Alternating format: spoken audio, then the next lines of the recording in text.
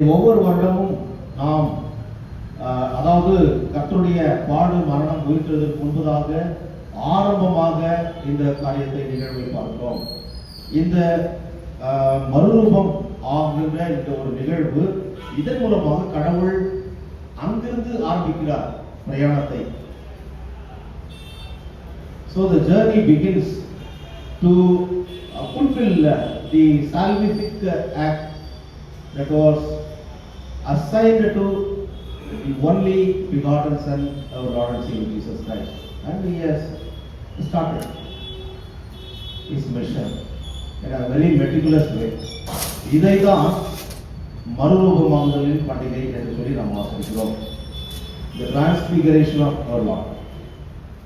பிரியமானவர்களே, திருச்சபை வரலாற்றிலே இது ஒரு மிக முக்கியமான ஒரு நிகழ்வாகும். கடந்த 7 வாரங்களாக நாம் கர்த்தர் மகிமை விளங்குதல் பண்டிகையை நாம் ஆசரித்தோம். 7 வாரங்களாக கர்த்தர் மகிமை விளங்குதலை கண்டோம். முதலாவதாக கர்த்தர் மகிமை விளங்குதல் எந்த இடத்திலே நாம் பார்த்தோம் என்றால், லூக்கா எழுதின சுவிசேஷம் 3ஆம் அதிகாரம் 21ஆம் வசனத்திலிருந்து 22ஆம் வசனம் வரை. ஆண்டவராகிய இயேசு கிறிஸ்து ஞானஸ்நானம் பெற்ற பிறகு அவர் அந்த ஞானஸ்நானம் பெற்று மேலே வருகிற போது, கரைக்கு வருகிற போது வானம் திறக்கப்படுகிறது. அப்பொழுது வானத்திலிருந்து ஒரு சத்தம், இவர் என்னுடைய நேசகுமாரன், இவரில் பிரியமாயிருங்கள் என்று சொல்லி அவர் சொல்கிறார்.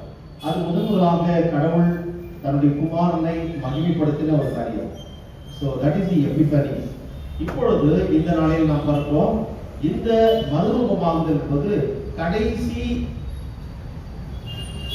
மகிமை விளங்குதல், கடைசி மகிமை விளங்குதல் பண்டிகை. So this will be the last epiphany of our Lord and Savior Jesus Christ. இது கர்த்தருடைய கடைசி ஒரு நிகழ்வாக இதை நாம் பார்க்கிறோம்.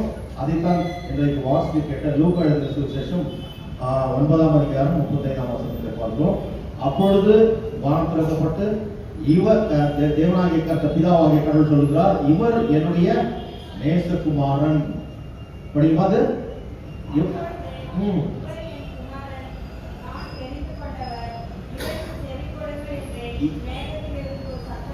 இவருக்கு செவி கொடுங்கள். இவர் என்ன செய்ய போகிறார் என்பதை கடவுள் சொல்லி, இவர் என்னுடைய நேசகுமாரன், இவருக்கு செவி கொடுங்கள் என்றால், இனி வருகின்ற நாட்களில் அவர் சொல்லுகின்ற காரியங்கள் எல்லாம் மிக முக்கியமானது என்பதை நாம் புரிந்து கொள்ள வேண்டும். இவருக்கு செவி கொடுங்கள்.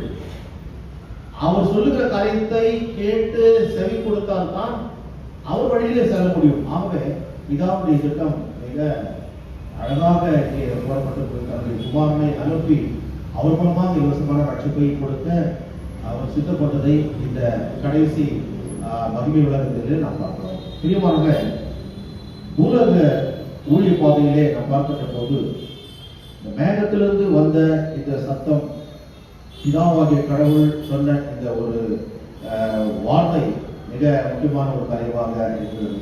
இதன் மூலமாக ஆண்டவர் இயேசுதான் மெய்யான மனுஷன், மாத்திரமல்ல மெய்யான தேவகுமாரன் என்பதை, அவரை பிதா ஆரம்பத்தில் அந்த முதல் மகிமையில அவர் ஞானஸ்நானம் நடத்துகிற போது மகிமைப்படுத்தினது போல, இந்த கடைசி மகிமை விளங்குதல் பண்டிகையாகிய இந்த டிரான்ஸ்பிகரேஷனிலும் அவர் மகிமைப்படுத்துகிறார். ஆகவே கடவுள் மகிமையின் மேல் மகிமை அடைந்து மறுரூபமாகிறார்.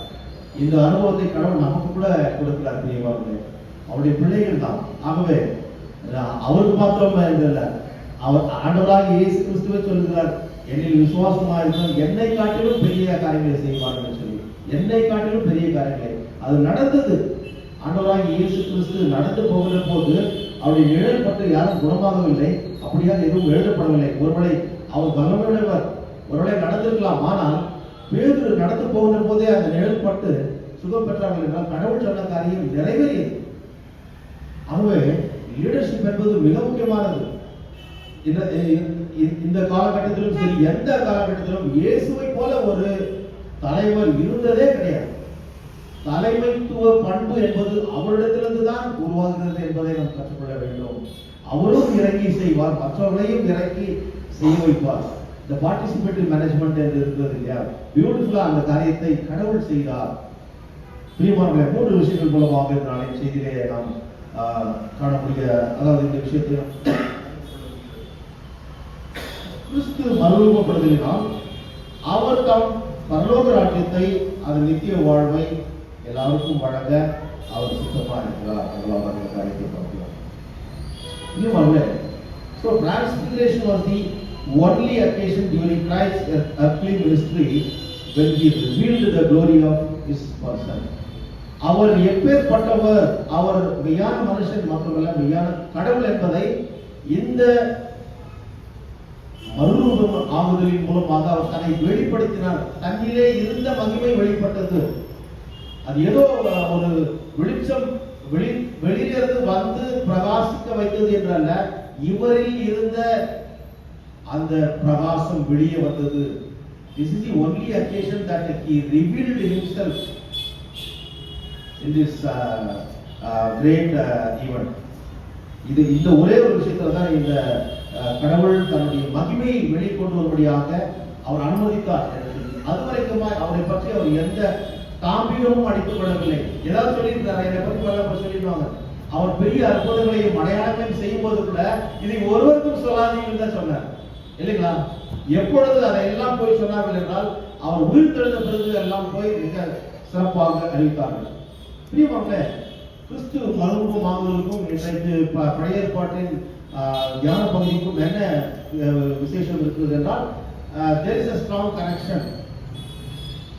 ஏனென்றால் இந்த வருடத்தில் நாம் பழைய ஏற்பாட்டில தான் தியானிக்க வேண்டும். ஆகவேதான் இன்றைக்கு தெரிந்து கொள்ளப்பட்ட இந்த உபாகம புத்தகத்தில் 34ஆம் அதிகாரம் 1 முதல் 12 கடைக்குள்ள சாப்டர் இதுல சொல்லப்பட்டிருக்கின்ற காரியம் என்னென்றால், இங்கே கடவுள் மோசேவை தெரிந்து கொண்டு ஒரு மீட்பின் பணிக்கென்று அவரை அழைத்து அவரை வழிநடத்துகின்ற காரியத்தை பார்க்கிறோம்.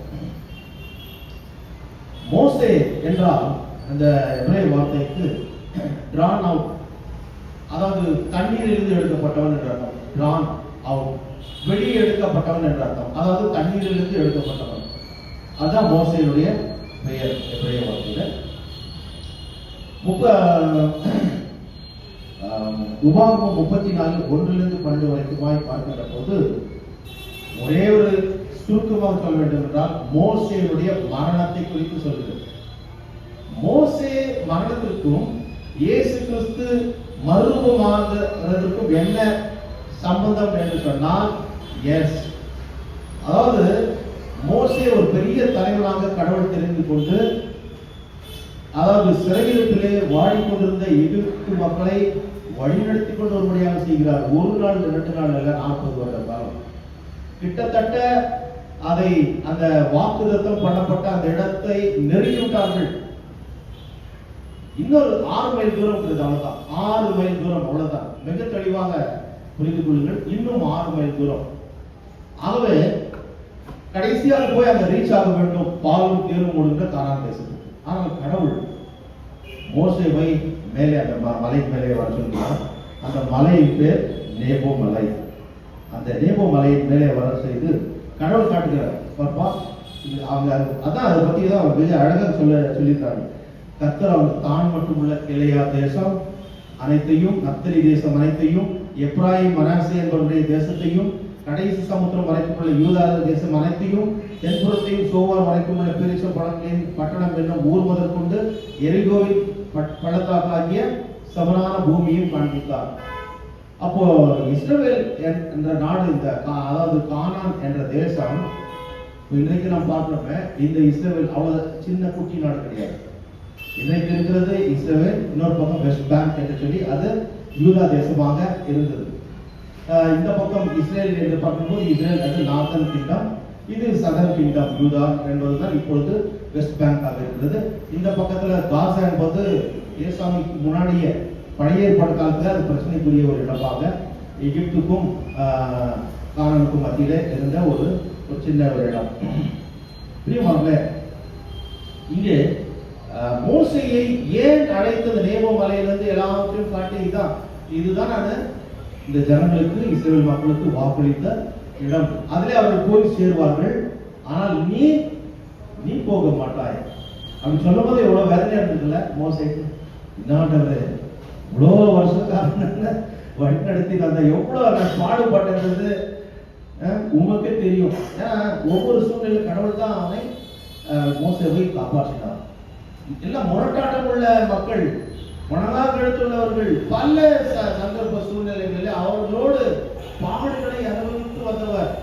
ஒரு கட்டத்திலே அந்த தண்ணீருக்காக அவர் கேட்கின்ற போது அந்த கோலை மீட்ட வேண்டிய இடத்துல அடித்து விடுகிறார். ஆகவே கர்த்தருடைய திட்டத்தை அவர் செய்யாமல் போனார். சில நேரங்களில் அவர் கூட வேதனைப்பட்டு ரொம்ப ஃப்ரஸ்ட்ரேஷன் ஏற்படுது. அதே நேரத்தில் கடவுளத்தில் பரிந்து பேசுகிறார், என்னுடைய மக்களை அழிக்காத ஆண்டவரே, நீர் அழித்தால் எப்படி மற்றவர்களெல்லாம் ஒரு மாதிரி பேச வேண்டிய நிலைமை ஏற்படுங்க. இப்படியெல்லாம் பரிந்து பேசுகிற திறப்பில் வாசல் இருக்கின்ற ஒரு அருமையான ஊழியர், ஒரு தலைவர். ஆனால் கடவுள் எதற்காக என்று சொல்ல முடியாது. இவர் இந்த தவறு செய்வதற்காக அவரை அந்த கானான் தேசத்துக்கு போக அவர் அனுமதிக்கவில்லை என்று சொல்ல முடியாது. Perhaps that might be one of our assumptions. அது ஒரு அனுமானமாக இருக்கலாம் என்று சொல்லி இறையியல் நிபுணர்களே சொல்கிறார்கள். ஆனால் கடவுளுடைய திட்டம் அந்த காரியத்தை மறுபடியும் யோசுவாவுக்கு கொடுக்க வேண்டும் என்று சொல்லி அவர் கொடுக்கிறார், அவரும் கொடுக்கிறார்.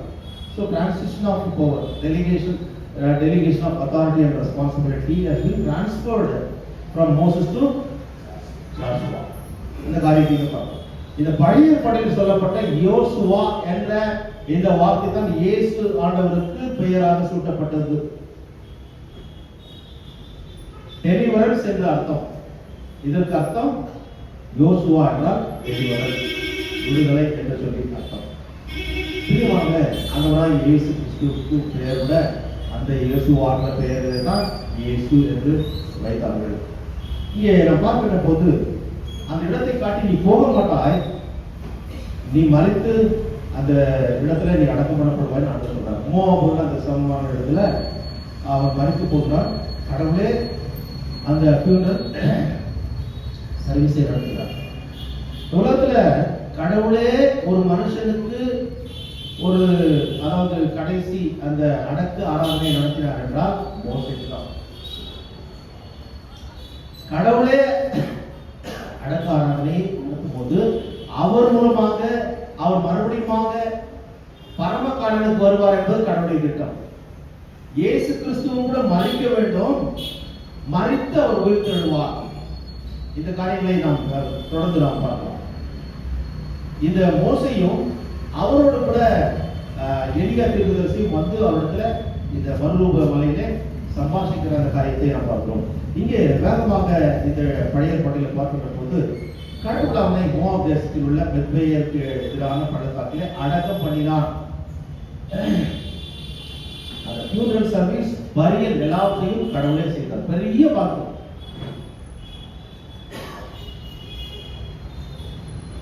பிரியமானவர்களே, அவர் மறைக்கிற போது அவருக்கு 120 வயதாக இருந்து அவர் கண் இருள் அடையவும் இல்லை, அவர் பலன் குறையவும் இல்லை.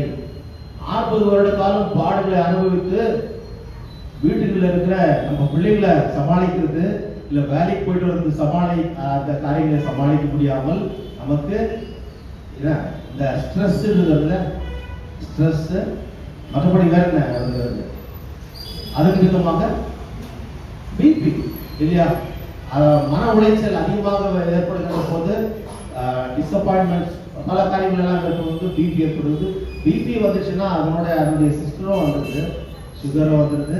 இந்த மாதிரி பல பிரச்சனைகளை இந்த உலக வாழ்க்கையில் சந்திக்கும். ஒரு சில மக்களை வைத்து அவளை நடத்தவே முடியவில்லை. நம்முடைய குடும்பத்தில் உள்ள பிள்ளைகளை வைத்து நடத்த முடியவில்லை.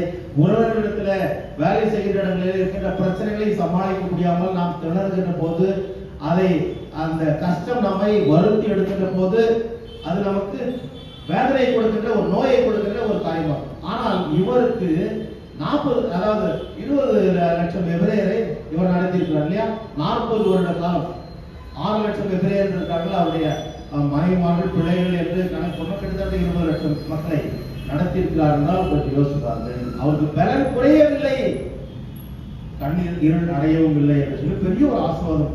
இஸ்ரவேல் புத்திரர் மோவாபின் சமாதான வழிகளில் மோசேக்காக 30 நாள் அழுது கொண்டிருந்தார்கள்.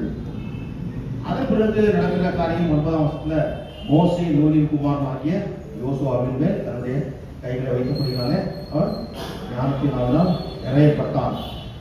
அதன் பிறகு பிரியமானவர்களே, இங்கே சொல்லப்படுகின்ற போது ஒரு மோசை போல ஒரு பெரிய தீர்க்கதரிசி எங்குமே உண்டாயிருக்க, அதாவது பிறந்திருக்க வாய்ப்பே என்று சொல்லப்படுகின்ற அளவுக்கு அவர் பெரிய ஒரு தலைவராகவும் இருந்திருக்கிறார், தீர்க்கதரிசியாகவும் இருந்திருக்கிறார்.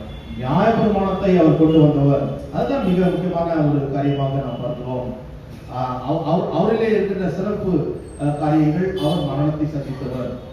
ஆண்டவராகிய இயேசு கிறிஸ்து கூட இந்த மறுரூப மலையில மரணத்தை அவர் எதிர்நோக்கி செல்லுகின்ற அந்த ஒரு நிகழ்விலே தான் இங்கே இயேசுவோடு கூட மோசையும் எலியாவும் வந்து பேசுகின்ற அந்த காரியத்தை இன்றைக்கு நாம் வாசி கேட்ட லூக்கா சுவிசேஷம் 9ஆம் அதிகாரம் 28 36 வசனம் வரைக்கும் பார்க்கிறோம். ஒரு மாபெரும் தலைவராக இருந்து விடுதலை பயணத்திற்கு கடவுள் அவரை நடத்தினார். தலைமை ஏற்று நடத்தின ஒரு பெரிய ஒரு தலைவர். அது மட்டுமல்ல, ஏற்கனவே சொல்ல பல பாடங்களை அனுபவித்து நடத்தினவர். இயேசு கிறிஸ்து கூட இந்த மறுரூப நிகழ்வினால பல பாடுகளின் வழியாக கடந்து சென்று அதன் மூலமாக நம்மை மீட்டெடுக்க வேண்டும். தன்னுடைய விலையேற்ற ரத்தத்தை சிந்த வேண்டும். அழிக்க கொண்டு போகின்ற ஒரு ஆட்டுக்குட்டியை போல அமைதியாக இருந்தார். எல்லா பாடங்களையும் அவர் ஏற்றுக்கொண்டார். ஏனென்றால் அது கடவுள் அவர் கொடுத்திருந்த ஒரு அசைன்மெண்ட். அதை சிறப்பாக அவர் நிறைவேற்றினார். அது மட்டுமல்ல, இங்கே நாம் பார்க்கின்ற போது இந்த மோசே பூலோக கானானுக்கு செல்லவில்லை. ஆனால் இங்கே மறுரூப மலையிலே கடவுளோடு பேசுகின்ற போது பரம கானானுக்குரிய காரியத்தை பேசுகிறார். நீ போய் அந்த ரட்சிப்பின் காரியத்தை செய்யதான் அவர்கள் சம்பாஷித்துக் கொண்டிருந்தார்கள் என்று சொல்லி நாம் பார்க்கிறோம்.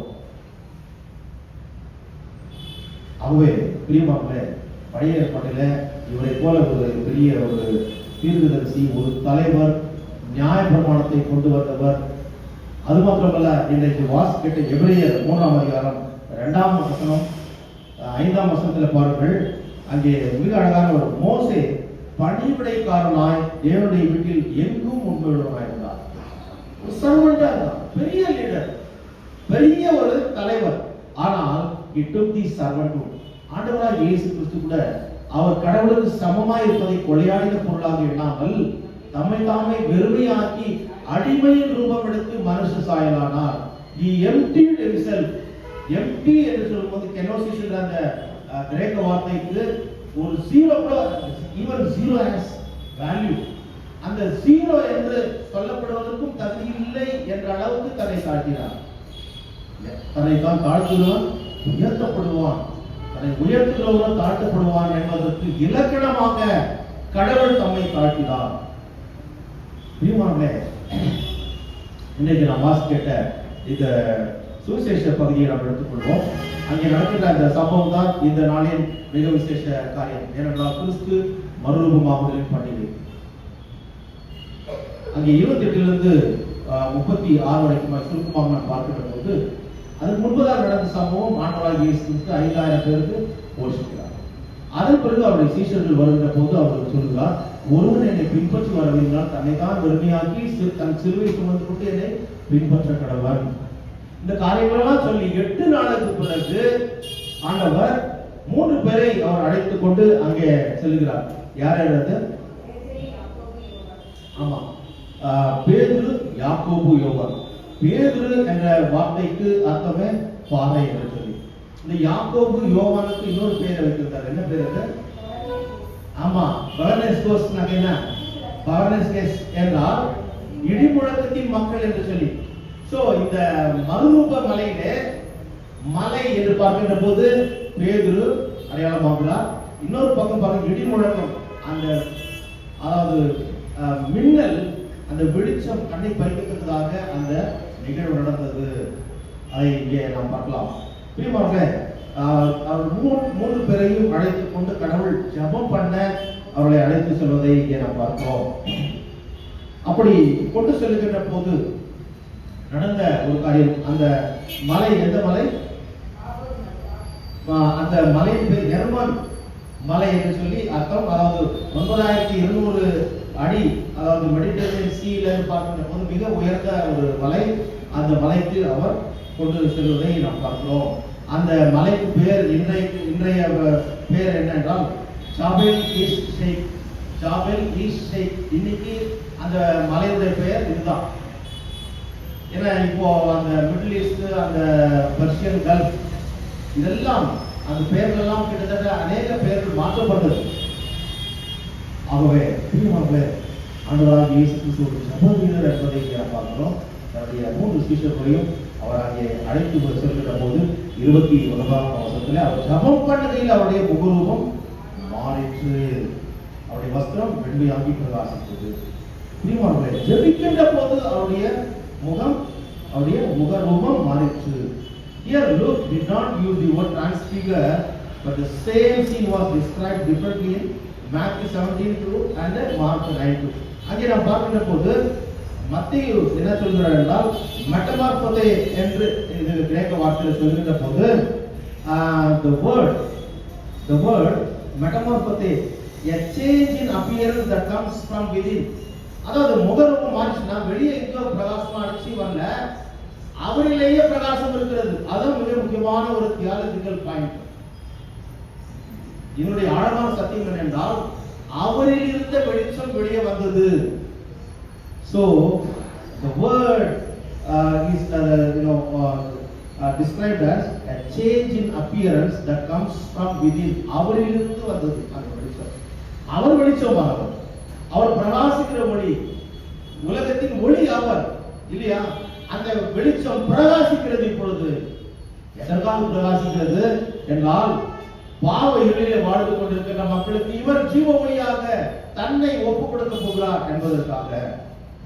பிரியமானவர்களே, அவருடைய முகரூபம் மாறிற்று என்று சொல்லி கிரேக்க வார்த்தையில் பார்க்கும்போது தோ எய்டோஸ் டோ ப்ரோசோபோல் அவுட்டோ எட்டிரோன் என்று சொல்லி the fashion of his countenance face was altered. அதாவது முகம் ஒருவேளை நீங்க பார்க்கலாம், இந்த 10 commandments என்ற படத்துல அந்த கடவுளை சந்தித்து அந்த நெருப்பு அந்த செடி எரிக்கிறது இல்லையா? என்ன மலை? ஒரே மலையிலிருந்து இல்லையா? அந்த ஒரு தரிசனத்தை அவர் பார்த்து வந்த பிறகு நடந்த ஒரு சம்பவம் என்ன? அவர் வருகின்ற போது அவருடைய முகம் மாறி போயிருது இல்லையா? நீங்களும் 10 commandments பார்த்துட்டு பைபிளையும் அதுதான் போடுறது, அவருடைய முகம் மாறி இருக்கு. இங்கே கூட அவருடைய the fashion of his countenance or face was altered. உலகம் பார்த்த ஆண்டவராகிய இயேசு கிறிஸ்து போல் அவர் இல்லை. அவருடைய முகரூபம் மாறிற்று. இதுதான் மறுரூபம். பிரியமானவர்களே, அவர் முகபாவம் மாறிற்று. மத்தேயு 17:14 பார்க்கின்ற போது அவர் முகம் சூரியனை போல பிரகாசித்தது. அப்ப அந்த வெளிச்சத்தை பார்க்க முடியுமா? சூரியனை பார்க்க முடியுமா?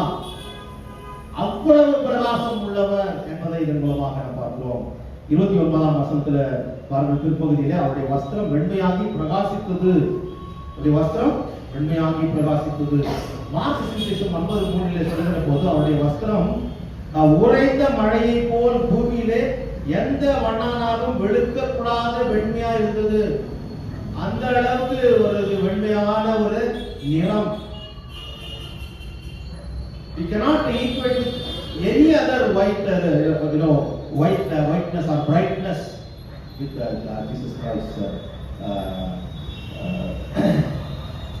transfiguration. அந்த மறுரூபமாகுதலுக்கு இணையாக எதுவுமே சொல்ல முடியாது. வேற எந்த ஒயிட்லயே இன்னைக்கு நிறைய அட்வர்டைஸ்மெண்ட் வருதுல, வெண்மை என்பதுக்கு நம்ம எல்லாருக்கும் தெரியும். ஏதாவது ஒரு அட்வர்டைஸ்மெண்ட் சொல்லுவாங்க எப்படியோ அது வந்து மறக்கல பாருங்க, எந்த அளவுக்கு நம்மளை ஆக்கிரமித்து இருக்கிறது. வெண்மை நிறம் என்று சொல்வது இது இப்பல காரியம் வருது. ஆனால் இங்கே பிரியமானவர்களே, இங்கே நம்ம பார்க்கின்ற போது இந்த கிரேக்க வார்த்தையில சொல்லுகிற போது மிக அழகாக கைகோ இமாட்டியஸ்மோஸ் அவுட்டோ லைகோஸ் எக்ஸ்ட்ராஸ்ட்ராப்டோ என்று சொல்லி ரொம்ப கஷ்டமான ஒரு வார்த்தை. அதனுடைய அர்த்தம் என்றால் அவருடைய அந்த ஆடை எப்படி இருந்தது என்றால் and his raiment was white and glistening bright like lightning. ஏன் இதை நான் சொல்றேன்னா, இதெல்லாம் சொன்னா கொஞ்சம் குழப்பமா தான் இருக்கும். ஒரு மின்னலை பார்க்க முடியுமா? கண்ணு போடுன்னு சொல்லுவாங்க. மின்னலை பார்க்காதா, மழை வந்தா பார்க்காதுன்னு சொல்லுவாங்க. வீட்டுல அம்மாவும் சரி அப்பாவும் சரி பெரியவா மின்னலை பார்த்தா கண்ணு போயிடும். அந்த அளவுக்கு பவர்ஃபுல் வெளிச்சம் கர்த்தருடைய மறுரூபம் என்பது அப்பேற்பட்டதா இருக்குது. புரியுவாங்க, அந்த துணியை கூட பார்க்க முடியாது. அவருடைய முகம் சூரியனை போல இருந்தது என்றால் அதான் மறுரூபம். எதற்காக ஒரு மறுரூபமானால் இந்த பிரகாசிக்கிற வெளிச்சம் பாவ இருளிலே வாழ்ந்து கொண்டிருக்கின்ற மக்களை மீட்டெடுக்கிறதுக்காக அந்த பிரகாசம் வந்தது. இந்த முக பாவ மறுரூபத்தின் மூலமாக கடவுளின் தன்மையை, தன் மகிமையை கடவுள் வெளிப்பட சம்மதிக்கின்ற ஒரு காரியமாக இருக்கிறது. Jesus allowed his glory to radiate through his whole being. முழு சரீரத்துல அந்த பிரகாசம் ஜொலிக்கத்தக்கதாக கடவுள் அனுமதிக்கின்ற ஒரே ஒரு நிகழ்வு தான் இது. வேற எந்த இடத்திலும் அவர் தன்னை பெருமைப்படுத்திக் கொண்டதாக இல்லவே இல்லை. இங்க கூட அவர் பெருமைப்படுத்திக் கொண்டதற்கான அடையாளம் அல்ல, அவர் சாக போவதற்காக உன்னையும் என்னையும் இந்த பாவ குழியிலிருந்து பிசாசுடைய அந்தகார சக்தியிலிருந்து மீட்டெடுக்க அவர் வல்லமை உள்ளவர் என்பதை, இருளின் ஆதிக்கத்திலிருந்து நம்மை மீட்டெடுக்கின்ற மகாபலி வெளிச்சம் என்பதை அவர் காட்டுகிறார். அந்த சம்பவம், இந்த மகிமையை கண்ட சீஷர்கள் அதை உடனடியாக வெளிப்படுத்தவில்லை. அவருடைய உயிர்த்தெழுதலுக்கு பிறகு அதை சொன்னார்கள். அதைத்தான் நாம் பார்க்கிறோம்.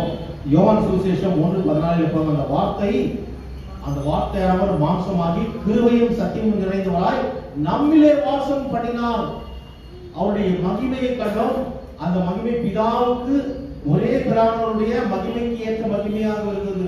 பிதாவுடைய மகிமையை சுமந்தவராக, வல்லமையுள்ளவர்களாக, பிரகாசம் உள்ளவர்களாக, பட்சிக்கின்ற அக்கினியாக அவர் அங்கே வெளிப்பட்டார். நீயும் நாம் கூட இந்த பாடல்களின் வழியாக நாம் கடந்து செல்கின்ற போது கடவுள் எப்படி பாடல்களின் வழியாக அந்த பரம காணலை அடையும்படியாக நமக்கு செய்தாரோ அதே போலத்தான் நாமும் கூட இந்த உலக வாழ்க்கையில வாழ்கின்ற போது பாடுகள் நமக்கு உண்டு. ஆனால் பாடுகளின் மத்தியிலே பரம கடவுள் நம்மோடு கூட இருக்கிறார். 1 பேதுரு 4:13 பார்க்கின்ற போது கிறிஸ்துவின் மகிமை வெளிப்படும் போது நீங்கள் களிகூர்ந்து மகிழும்படியாக அவருடைய பாடுகளுக்கு நீங்கள் பங்காளிகளானதால் சந்தோஷப்படுங்கள். So we are all shareholders of his sufferings. அவர் பாடுபடுவதை நாமும் கூட இந்த உலகத்தில் பாடுபடுகிறோம். கஷ்டப்படாதவங்க, வேதனைப்படாதவங்க, கண்ணீர் வடிக்காத இந்த உலகத்தில் கிடையாது.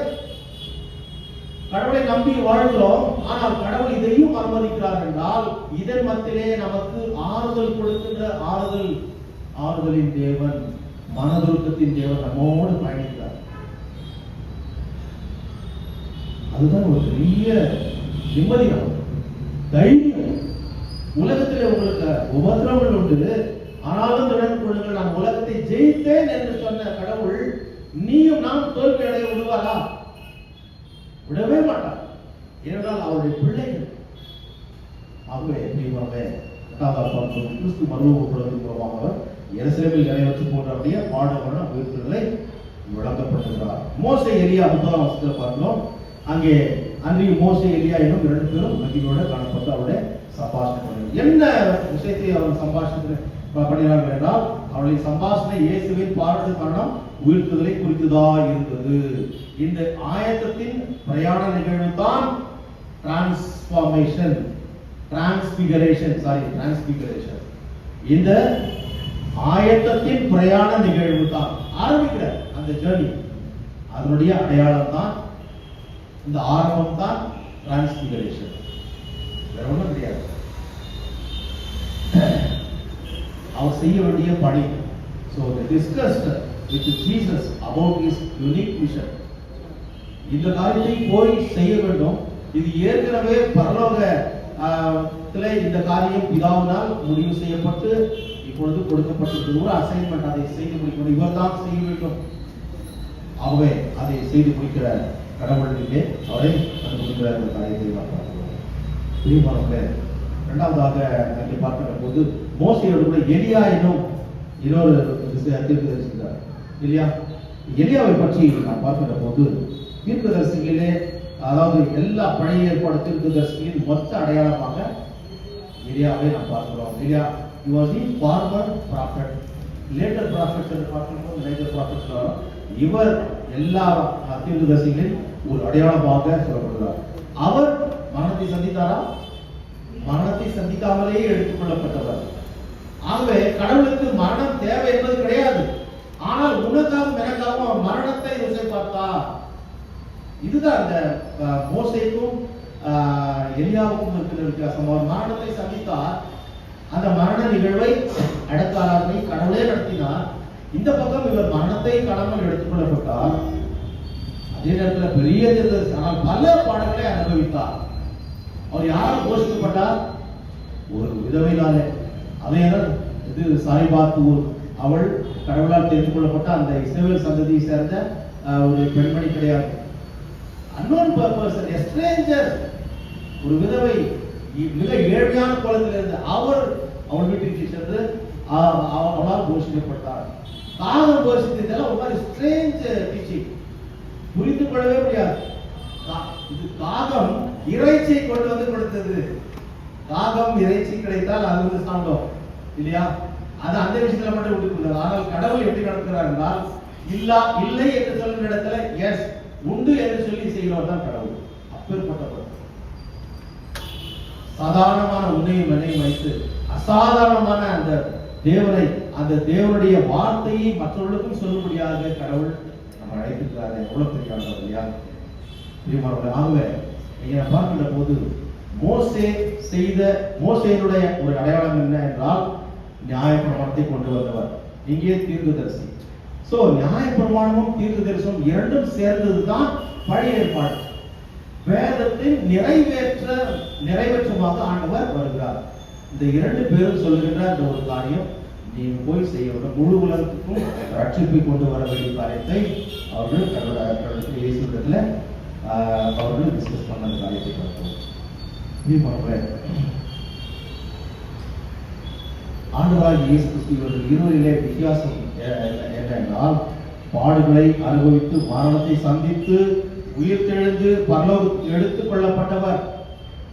இந்த இரண்டு பேருடைய அந்த அதாவது பணியை இவர் செய்து முடித்தார் இல்லையா? அவருடைய திட்டத்தை, அவர்கள் என்ன காரியத்திற்காக வந்தார்களோ அந்த காரியத்தை நிறைவேற்றினார்களோ அந்த காரியத்தின் முழு உருவமாக இயேசு கிறிஸ்துவை இங்கே நாம் பார்க்கிறோம். இவர் அவனை போல மனுஷன் அல்ல, இவர் உலக ரட்சகர். அதாவது மோசே தன்னுடைய வீட்டிலே எங்கும் உண்மை உள்ளவனாக இந்த தாசனாக இருந்தான், வேலைக்காரனாக இருந்தார். ஆனால் இவர் அப்படியே குமாரனாக இருந்தார். அந்த வசனத்துல நீங்க பார்க்கின்ற போது மிக அழகாக இருக்கும். எபிரேயர் 3:1 பார்க்கின்ற போது அந்த 2ஆம் வசனத்துல சரி, 5ஆம் வசனம் 6ஆம் வசனத்துல கூட இவர் குமாரன். ஏனென்றால் அவர் சாதாரண மனுஷன் மாத்திரம் அல்ல, அவர் உண்மையான தேவகுமாரன். கடைசியாக பார்க்கின்ற போது 34ஆம் வசனத்துல பார்க்கின்ற மகிமையடைந்து மறுரூபப்பட்ட இயேசுக்கு செவிக்குதான் உலகம் பெற்றுக்கொள்ள முடியாத ஒரு நித்திய வாழ்வை ஆண்டவர் நமக்கு கொடுத்தார். இந்த உலகத்திலே தான் நாம் இருக்கிறோம், ஆனால் அந்த நித்திய வாழ்வை கடவுள் நமக்கு கொடுக்கிறார். 34ஆம் 35ஆம் வசனத்துல பார்க்கின்ற போது கடவுள் பேசுகின்ற காரியங்கள் இப்படி பேசுகிற ஒரு மேகம் வந்து அவர்கள் மேல் நிழலிட்டு அவர்கள் அந்த மேகத்துக்குள் பிரவேசிக்கையில் ஈசர்கள் பயந்தார்கள். அப்பொழுது இவர் என்னுடைய நேசகுமாரன், இவருக்கு செவி கொடுங்கள் என்று மேகத்திலிருந்து ஒரு சத்தம் உண்டாயிற்று. அந்த சத்தம் உண்டாகிய இயேசு ஒருவரே காணப்பட்டார். தாங்கள் கண்டவர்களில் ஒன்றையும் அவர்கள் அந்நாட்களில் ஒருவருக்கும் சொல்லாமல் அடக்கி வைத்திருந்தார்கள். மிக முக்கியமான வார்த்தை இது கூட. மகிமையை பார்க்கும் பொழுது இதுதான் கடைசி எபிபனி, மகிமையை படுத்துகின்ற ஒரு நிகழ்வு, மறுரூபமான நிகழ்வுல 34ஆம் வசனம். ஏன் அவர்கள் அடக்கி வைத்திருந்தார்கள் என்றால், இயேசு கிறிஸ்து உயிர் தெழுந்த பிறகு அந்த உயிர் தெழுதலின் தேவனை அடக்க முடியாமல் வெடித்து சிதறினார்கள். துனாமிஸ் என்று சொல்லி கிரேக்க வார்த்தை சொல்கின்ற போது அந்த துனாமி என்ற வார்த்தையிலிருந்து தான் டைனமா என்று வருகிறது. டைனமைட் என்று பார்க்கின்ற போது அது வெடிக்க, அப்பேற்பட்ட பாறை வெடித்து சுக்குநூறாக்கக்கூடியது. அப்பேற்பட்ட நிலையிலே இயேசுவின் உயிர்த்தெழுதலை எல்லா இடங்களுக்கும் அறிவித்தார்கள். ஆகவே இந்த தேவன் மரித்து உயிர்த்தெழுந்து எல்லாரையும் நேசிக்க வந்த ரட்சகர் என்பதை பட்டவத்திரமாக அறிவித்தார்கள். பிரியமானவர்களே, நாம் இந்த தேவனை அறிவிக்க இந்த மறுரூப நாளிலே அழைக்கப்படுகிறோம். இந்த வார்த்தையை கேட்டு அவருக்கு கீழ்ப்படிந்து சீஷர்கள் நடந்தது போல இன்றைக்கு நம்ம இந்திய தேசம் அவருடைய மந்தையிலே பரலோக ராஜ்யத்தில் வந்து சேர்த்ததாக நமக்கு தெரிந்த எல்லா மக்களிடத்திலும் இயேசு கிறிஸ்துவை ஒரு இலவசமான ரட்சிப்பை, அன்பை, பாசத்தை, நேசத்தை நாம் பகிர்ந்து கொள்வோம். நாமும் பரலோகத்துக்கு செல்வோம், மற்றவர்களையும் பரலோக பாதையிலே வழிநடத்துவோம். கர்த்தர் தாமே இந்த வார்த்தைகளின் மூலமாக நம்மை பலப்படுத்தி ஆசீர்வதித்து காப்பாராக. ஆமென். எல்லாத்துக்கும் மேலான தெய்வீக சவால்கள் நம்முடைய இருதயங்களையும் சிந்தனைகளை கிறிஸ்து இயேசுக்குள்ளாக நம்மை பலப்படுத்தி காப்பாராக. ஆமென்.